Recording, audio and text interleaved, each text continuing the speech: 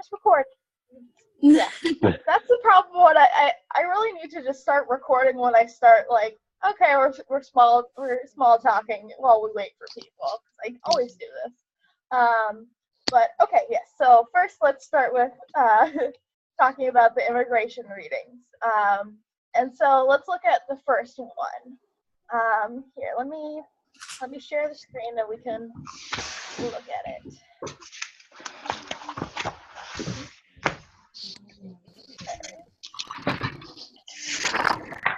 Use my poor messed up computer. The side is kind of permanently messed up. Of course, I don't have this open, but I have it open over here. So can somebody tell me one of the stories that was written in the Dream Against the Odds article? Because remember, there were 3 different stories.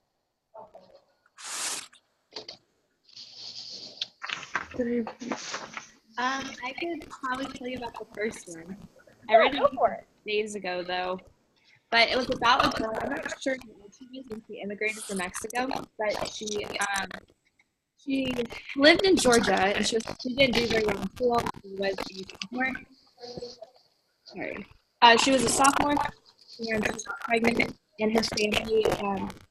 Question, can you all hear her, or is it just my connection? When I talk, I just hear static. I don't know. It's here now too. Let me stop the share and see if I can improve it by sharing without the computer audio. I could get headphones. Yeah. Okay, I think this might be better. But yeah, generally headphones are good to have and stuff like that because it usually cancels out like any background noise and everything.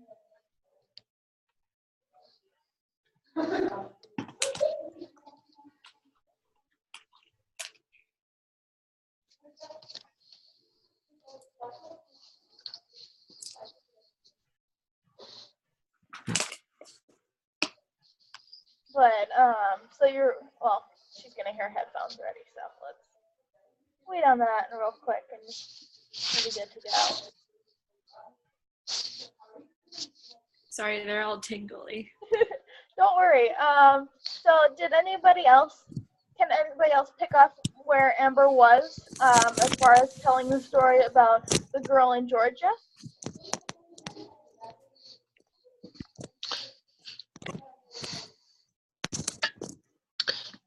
She was the one who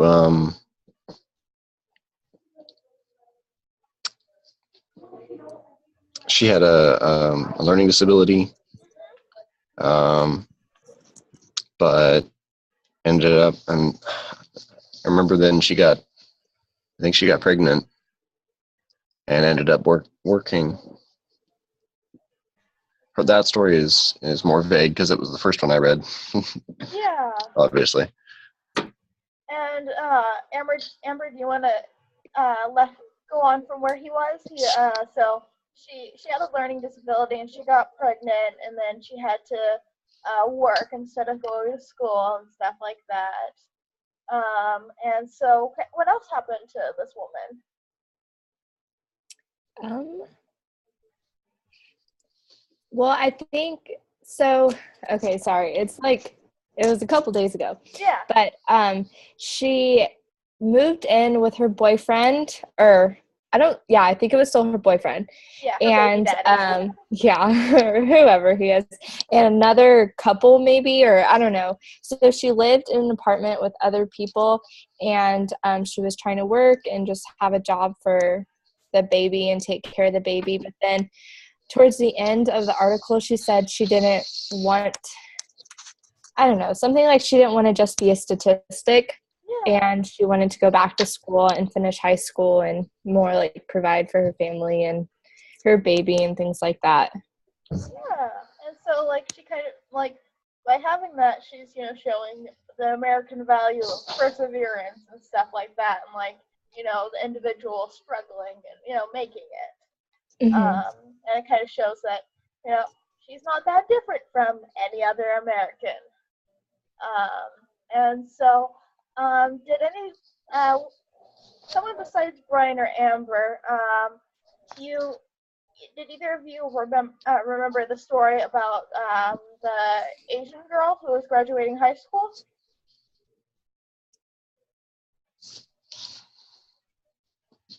Or did you not get to that reading? I didn't get to it. I read the textbook. Yeah, no, that's okay. Well, Brian, do you remember that one? Yeah, she was being pressured by her parents. Neither of her parents had gone through the system and didn't know what it took to be a doctor, but they just knew that was successful, so they wanted her to be a doctor. And they put that pressure on her, and she really wanted to embrace that American dream of having choice, but that was not the culture she came from, so it was kind of a torn between cultures. And so it ended up with her doing dental school instead. And she's a lot happier with that, right? Yeah. So a little bit, yeah. And I mean, honestly, I related to that story a lot myself because I have parents who have always been kind of like, okay, you have to do this, this, and this to be successful and stuff like that, Oh, these artsy jobs, you're not going to get a decent pay and, like, earn a living, Mm. It kind of loosened up more as I went, I think because I'm the second child.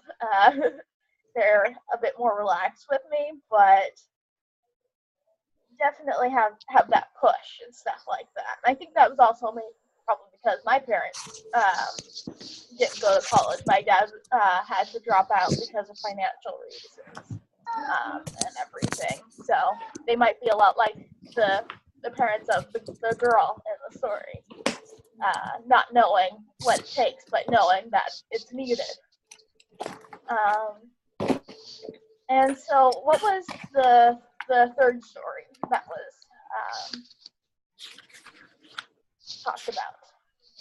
I didn't read the third story. Did you read that one, Brian?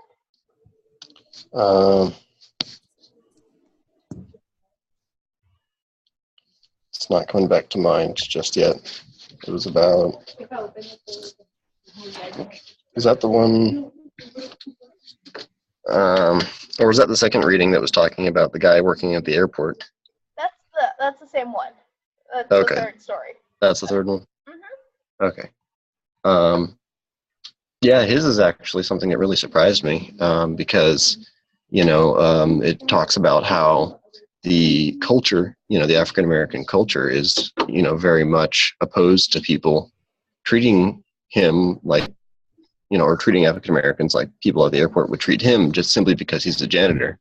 And to him, it didn't really matter. It was just the way things were. But he didn't get that culture because he didn't come from that, and he was in fact glad to be there. Yeah, there. I'm gonna go back, and I think you skipped a little bit and kind of explain. So what Brian was saying is that he found it really interesting the difference between this man who was from Africa and his kind of beliefs of how things are going and social status compared to African Americans who are more prone to be like, hey, this is an injustice. You should be treating us more as humans, where this guy from Africa, he's like, well, this is a lot better than how I've been treated in the past, even if they're just ignoring me and stuff like that. Like, I am a service worker. This is part of the culture of things. And so, but so what did this man do, Brian? He ended up working 2 jobs, and it really took a toll on his body for doing that. He ended up moving closer to the airport and living with some other people of similar descent. I'm not sure if they were from his home in Africa, but I think they were similar. And a similar situation, that is. And so he kind of just worked and pulled himself up, really, without anybody telling him he couldn't. And then... And he was sending money back to his home country as well. That's right. And so this guy, he was, working 20 hours a day, I think it was. And so, do you think that showed that, did you see any American values when you were reading about his story? I mean, that's kind of that has roots in our beginnings. You know, people came here for that purpose, is the opportunity to find a new life and seek opportunity, or seek employment, and to build themselves up, really. So yeah. Proof that immigrants aren't that much different than the rest of us. They're human too. What a surprise! Yeah, I don't know. I think we alienize people too much and try to make them the other when really they're like us. So the second reading, My Life as an Undocumented Immigrant by Jose Antonio Vargas. You remember, does anybody know what this article is about?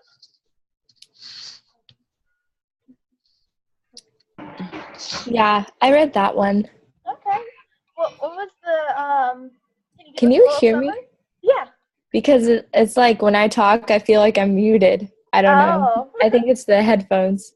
But so it was about this guy who's from the Philippines, and he moved here when he was 12, and his I think his mom like hired a smuggler to get him to America.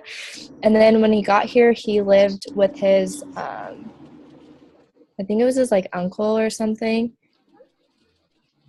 I'm not sure who he lived with, sorry. But details don't matter. It's just a general story. But he fell in love with language and like reading and writing, and he really liked the culture of America. And he was like fascinated with English, and he tried so hard to not have an accent, and he would watch TV shows and just try to like improve his accent and be able to like more fit into American society. And then he thought he was legal until he was 16. He tried to go to the DMV and get his driver's license or like a permit or something. I'm not sure, but I think it was his driver's license. But he went there, and they said that his like green card. Security number? No, I think it was his green card. Oh, no, because I think they got his documents. Like the smuggler got him documents, but they were fake documents. Yeah, so he tried to use that, and then he found out they were fake. So then he went home, and so sorry.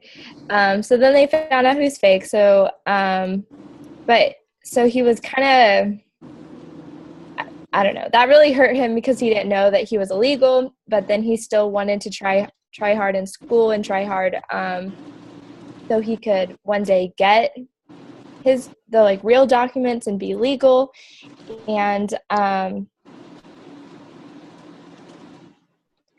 what else? Sorry.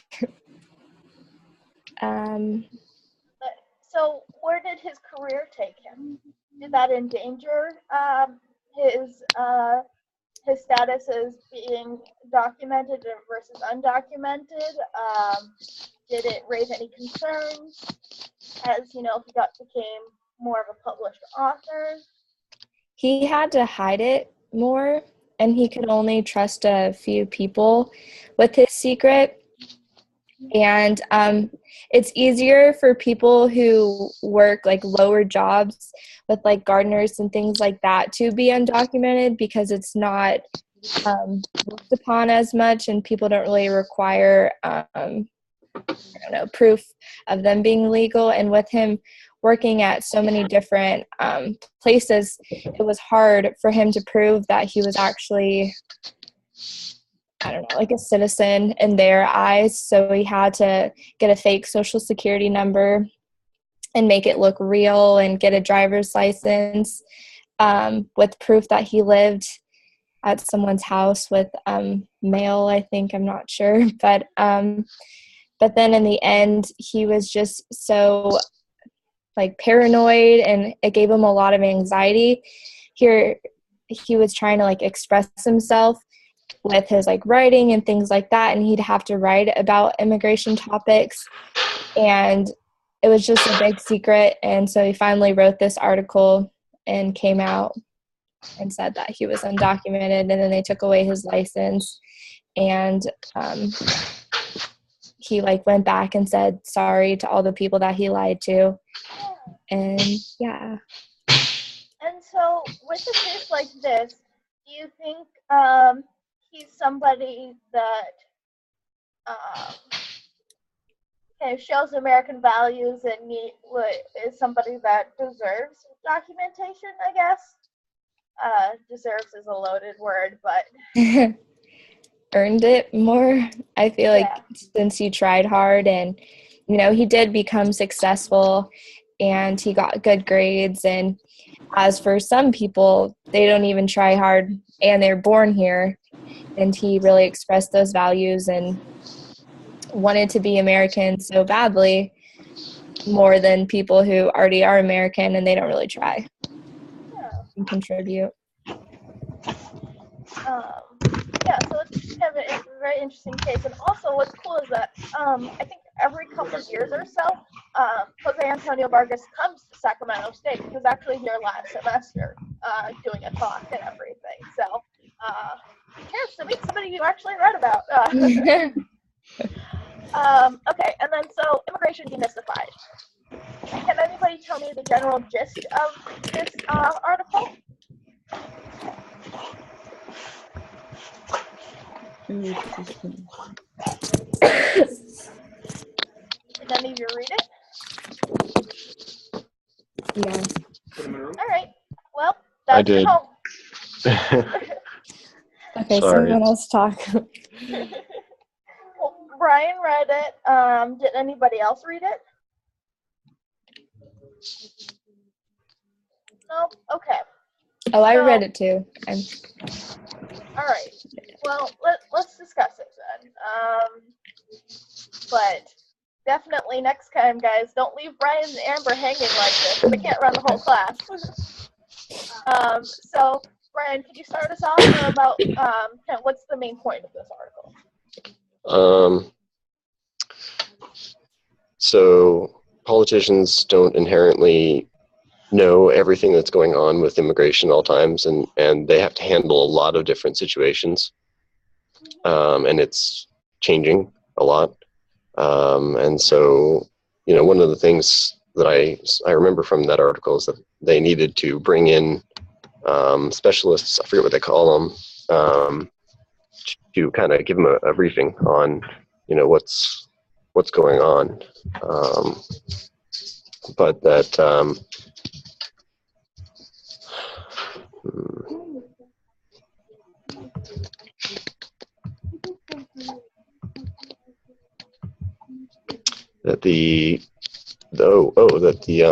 one of the problems with immigration is that we have new jobs that are opening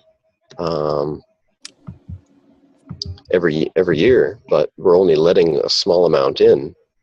And only letting professionals in, not regular workers. Right.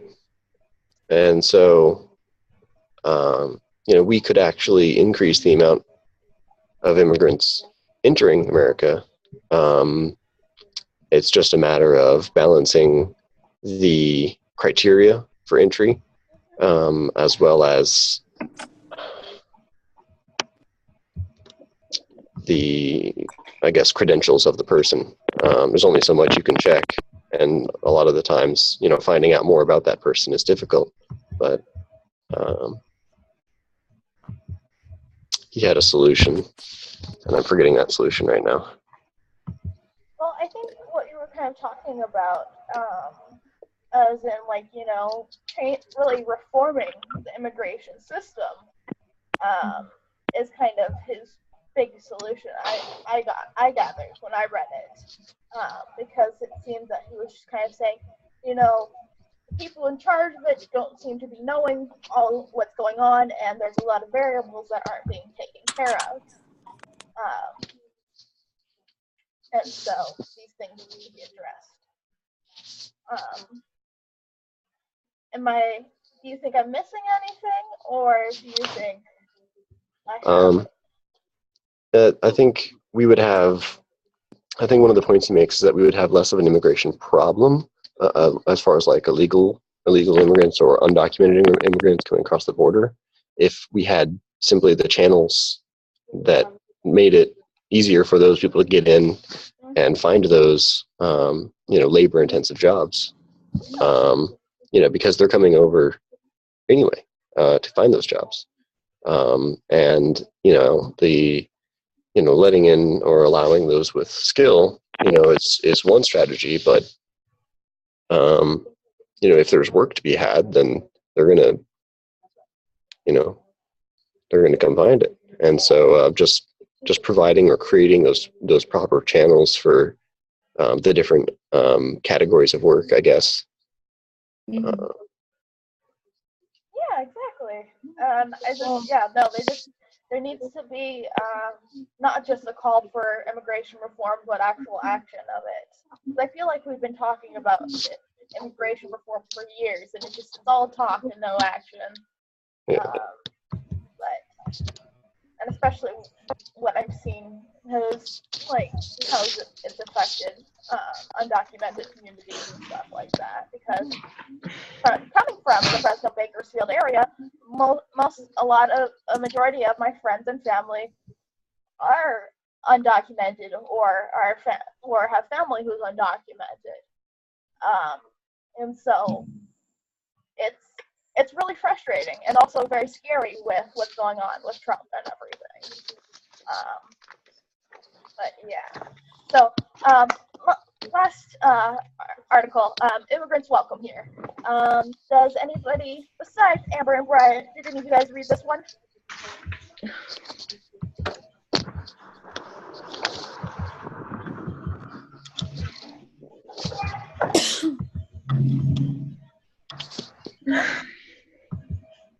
When I looked on the calendar, it said R4 was what does it mean to be an American?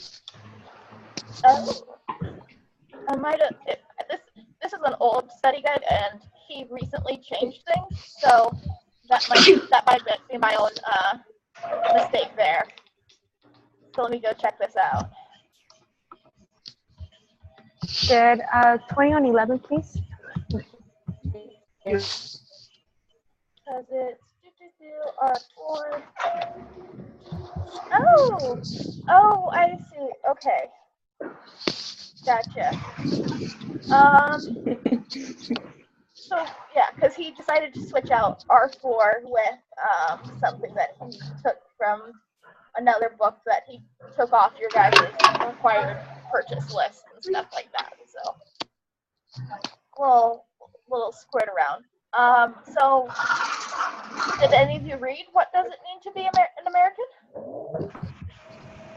Yeah, I did. Okay.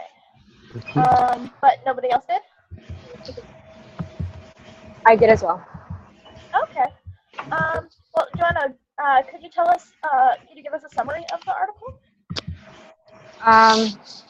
Deliberately remembered, there was two things that caught me, and it was saying that being an American is basically putting away your cultural and your tradition and religious away, and finding out more of who's living in America.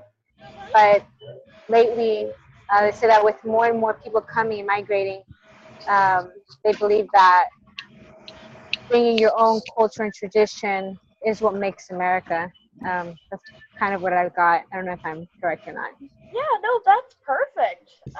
And that's essentially the whole debate of the article. And so I'll kind of leave it to you guys. Well, actually, I want to discuss this, but we probably should be moving on to the second section of reading.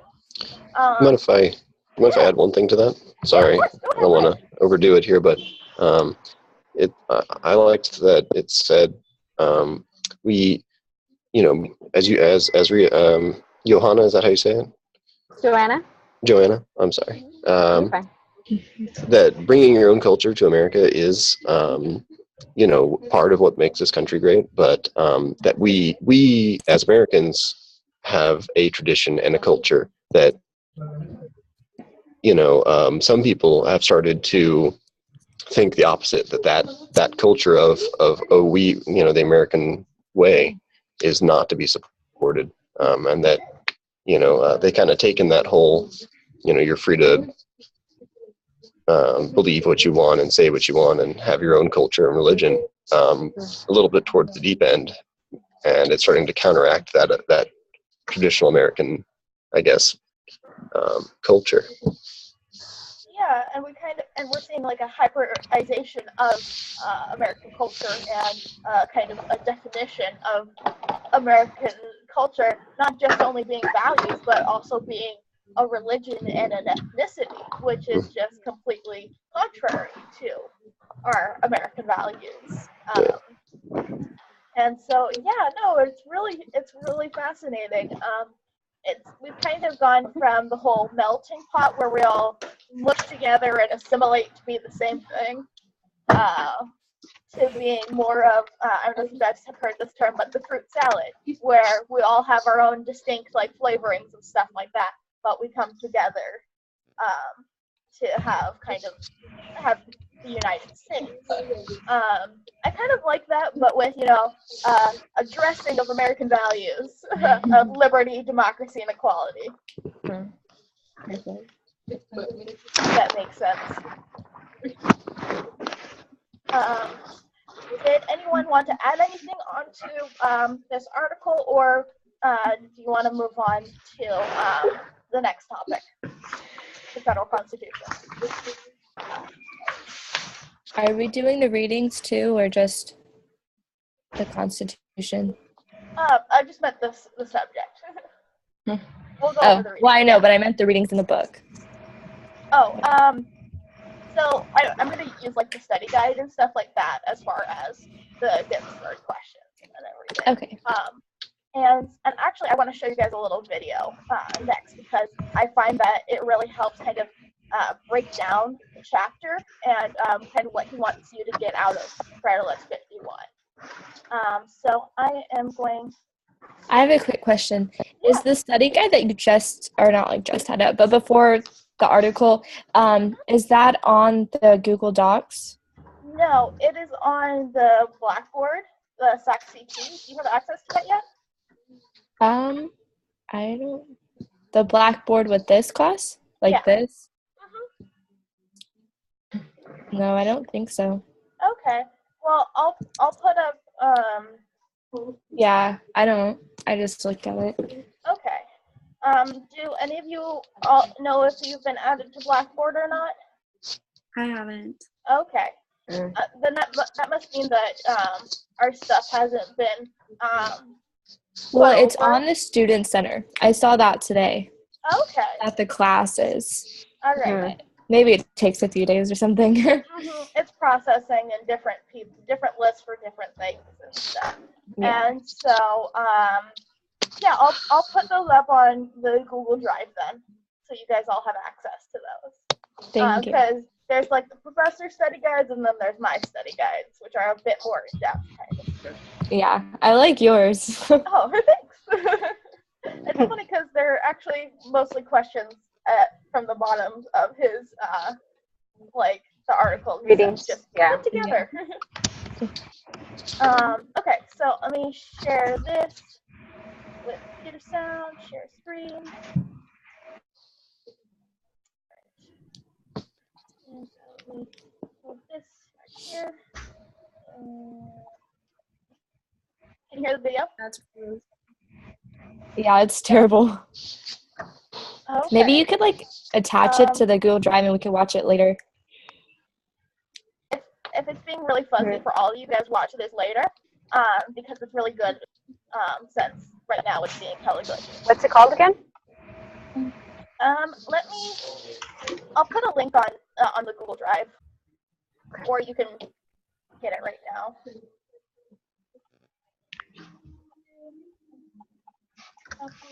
Oh, definitions on his study guides. Would you guys guides that you can all edit and help? Yeah, that would be nice. Stuff like that. after this, I'll just like work on I'm just uploading all of, and then you guys can just work on the definitions. Things that we do is just define our so I'll get that set up for everyone after this and everything. We'll drive, right? Yeah. Mm-hmm. Okay, cool. All right.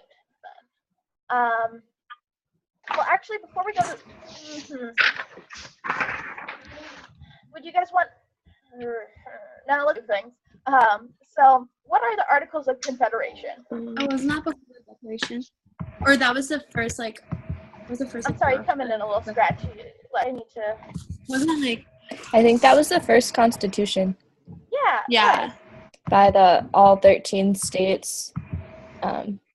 It was, I don't know, it was like drafted by all of them as the first constitution, and then it eventually became the Constitution. Well, so we had the Articles of Confederation and everything. Why did we throw them out? Because they were too weak. They didn't give us a real central government. Like, they didn't give the government basically any powers. Mm-hmm. Yeah, exactly. It was basically like this little central government that was like, yeah, we're the United States. We can't do anything. We can't make our states pay taxes or, all have the same currency. But we're the United States. And so because of that, they created the Constitutional Convention, which is where they worked out the whole Constitution from the Articles of Confederation to what it is now. What's the 3/5 compromise? I was saying that slaves count for 3/5 of a person. Mm-hmm. And do you know why they have this compromise? Because the North and the South were fighting over it, and so because didn't the North wanted the slaves like to be liberated, and then the South wanted it was over the South wanting more power.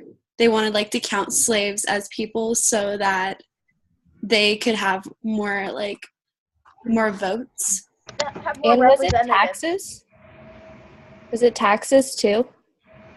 Well, yeah, because they would get more money because they technically have more people who need those funds and everything, and because this was when they were figuring out the Virginia Compromise and now I can't remember the other one. I think it's the New Jersey Compromise. So the Virginia Compromise was the population count. So that's how we got our House of Representatives. Based on population, you get a certain amount of representatives. And this is good for big states like Virginia and as you further go down south. But if you're only counting white men who hold property, you have a whole lot less people in the South than you do in the North. And so they were like, okay, well, let's have this 3/5 thing because, and we don't let these people vote, but they're people, right? So I guess we can count them as 3/5 because we're racist plantation owners and we don't consider African Americans as people. And then so the New Jersey Compromise was for little states who have smaller populations, like, little tiny Rhode Island and like Vermont and stuff like that, that each state gets 2 representatives, that's our Senate, and so that the majority does not control a minority. Because without that, then the bigger states would just dominate the way that our country is run. So yeah, that's a whole long-winded continuation of 3/5 compromise. What are checks and balances? The 3 branches don't overpower each other. Yeah, that's part of it. That's the first part. And what are the 3 branches? The executive, legislative, and judicial branch. Yeah. And so that compromise is the federal government. And so who's there to check the federal government? People. So a little bit, one step above the people. Oh, that wasn't Gosh. Is it Congress? No, wait. House. Huh? The House of Representatives. Oh, no, okay, so we have the federal level and then we have the people. Who's in between the federal State. level and the people? Ding, ding, ding, Yeah, we have a state. winner. The state level. And so the states are kind of our representative when it comes to being represented in the federal government and fighting for our rights as citizens.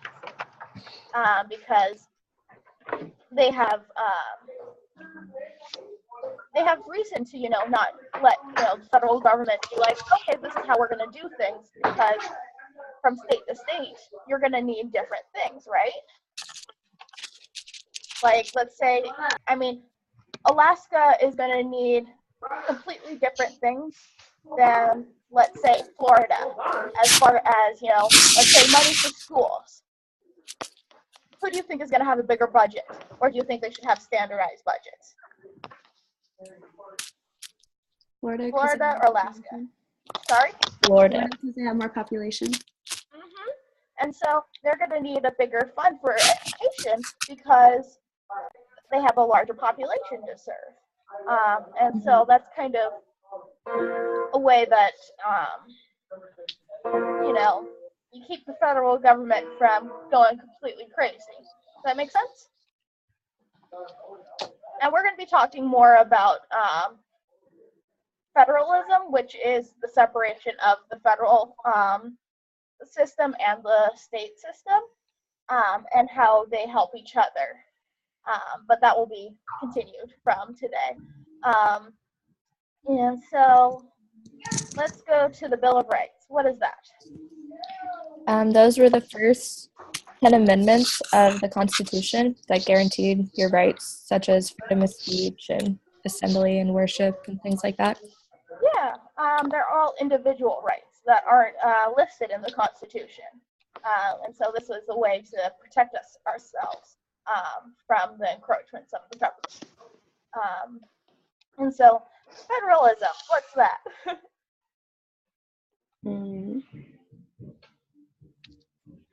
It's the disbursement of power between the federal government and the state governments. Yep. What are express powers? Powers given to the government in the Constitution. Yep. So they're expressly written into the Constitution. And so these are the things that they can do without a doubt because it's written. What is bicameral? It kind of goes back to the New Jersey and Virginia Compromise. Wow. Is it that it has 2 chambers of houses? Yeah, so the legislature, with the place that makes laws and everything, that branch, it is considered bicameral because you have the House of Representatives and then you have the Senate. So they're 2 houses of representation, but they represent in different ways. So that's why we need them, and that's considered bicameral. I like to think of it as, I think of a camel when I hear cameral.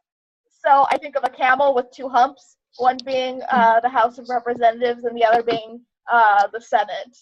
And so, like, a unicameral would be a camel with 1 hump, and the House of Reps and the Senate are in the same body, if that makes sense. I like using visual representations and stuff like that to kind of remember things. So, who are the Federalists? They were one of the first political parties. Yeah, and what did they believe in? Didn't they were in support of a strong central government? Yeah. Yeah, and well, we can go into why they're more for a strong central government later, but yeah, that's essentially what they wanted, because they thought that because of their experience with the Articles of Confederation, central government was too weak and could not effectively govern all of the state governments. And so they were like, okay, we need to have this strong. That way we can work in unison. And then the anti-federalists, as you can assume, are anti a strong central government. They want something a bit weaker. Do you know maybe why like these former revolutionaries might want a weaker central government? So the states could have more power. Yeah, what do you think, Andrea?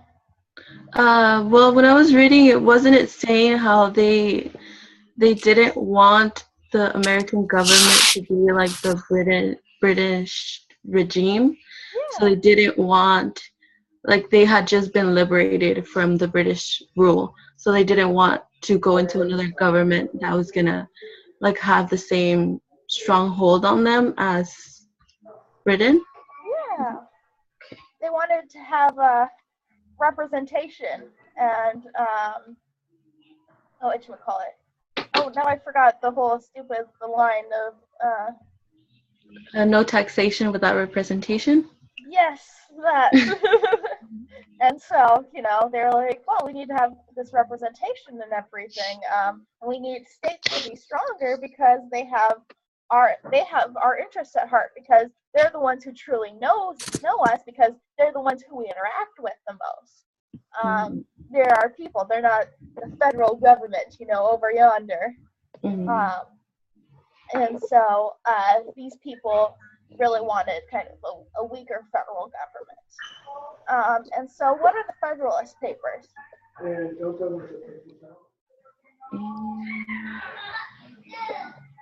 Wasn't there a series of essays written by the Federalists, like just kind of stating and supporting their reasons as to why the Constitution, like just in support of the Constitution? Yeah, exactly. So this was written by James Madison, Alexander Hamilton, etc., and they all went under kind of this anonymous pen name because they all had this same ideal that federal system was the best, and so they published these papers in the newspaper to be like, hey guys, this is why we think this. Read it and tell it, and hope you're persuaded, kind of thing. And it really worked. And as you have found or will find later on after this, Federalist number 51 is going to be the first one that you read, and it's really thick reading. Before you guys do this, I would recommend looking up Federalist number 51 on Wikipedia, because Wikipedia will have a summary of the paper, including main points, so that when you go back and actually read it, you know what they're talking about, because it's kind of hard to understand what they're talking about if you just jump into the reading, if that makes sense. Yes. So that, or also Spark Notes is also a really good tool. And because you guys don't have access to SecCT, I do have a copy of it where I've underlined main points, but it's kind of, so I'll put that up on the Google Drive for you guys to look at and see if that helps you. So what's an amendment?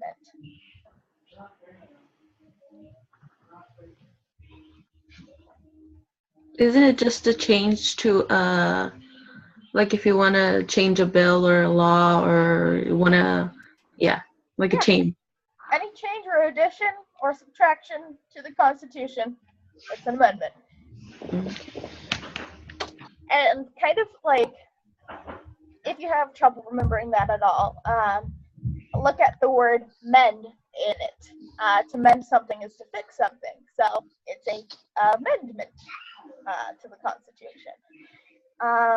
So yeah, okay. It is actually 3 minutes past time, so I shall stop this and let you all go. And if you have any questions, shout them out right now. But if you want to leave, you can exit and stuff like that.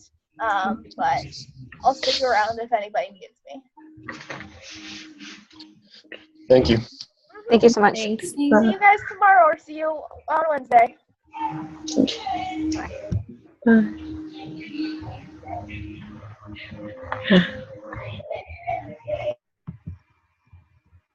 Oh, okay. I have a question. Yeah, go for it. So I came in late, and so I did read the 2 articles, but I didn't read the last 2 articles. And Okay. yeah, so because it kind of sucks because I wanted to discuss about the first 2 articles. Yeah. And then like the last 2 article, I was like, oh, I didn't get to read it, and yeah.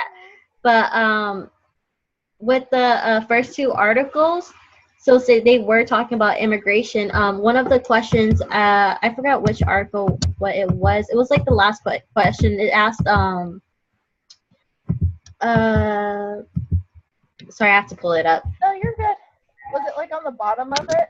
Stuff? Yeah, like it was asked. It was talked about how Was it- it was the Filipino guy who. Oh yeah. Yeah. It was. I didn't understand the question or what it meant. Yeah. Was it how does life of an undocumented immigrant, also known as an illegal immigrant, differ from that of a citizen and an immigrant who has permanent resident status? Yeah. Okay. So what part of that were you confused about? Sorry. Let me. I'm still trying to pull it up. Oh, you're good. Okay. Is it R2, right? Yeah.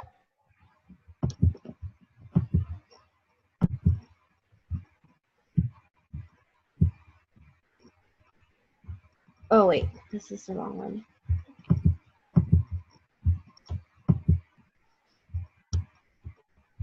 So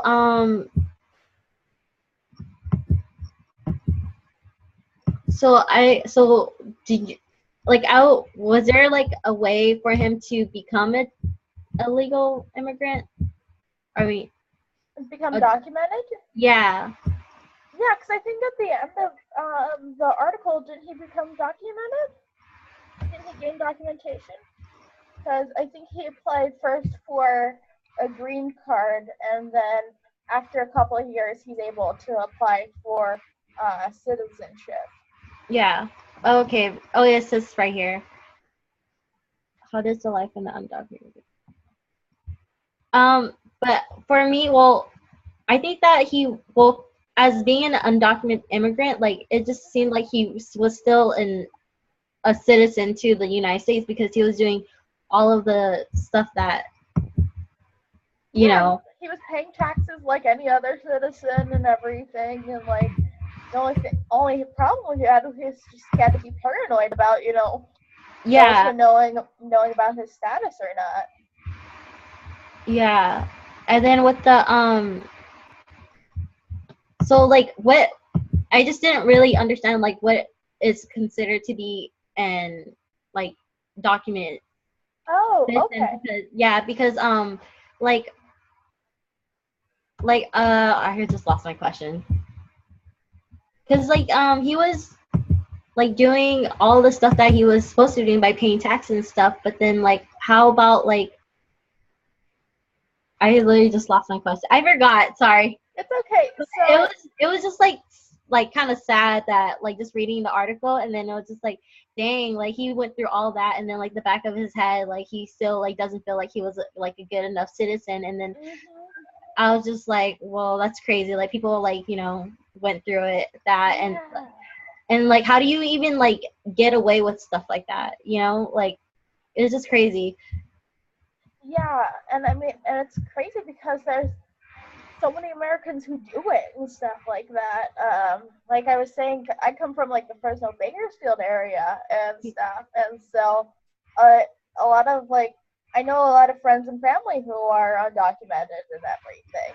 And it all depends on how you got here, what work you're doing, and what paperwork you need. Because I'm pretty sure with Jose Vargas, they got his whatchamacallit, like they got him a fake social, so he was able to like get into school and everything. But because it was fake, he wasn't able to get. Well, they told him, hey, don't go apply for your driver's license because what you have is fake. So you gotta alert some authority.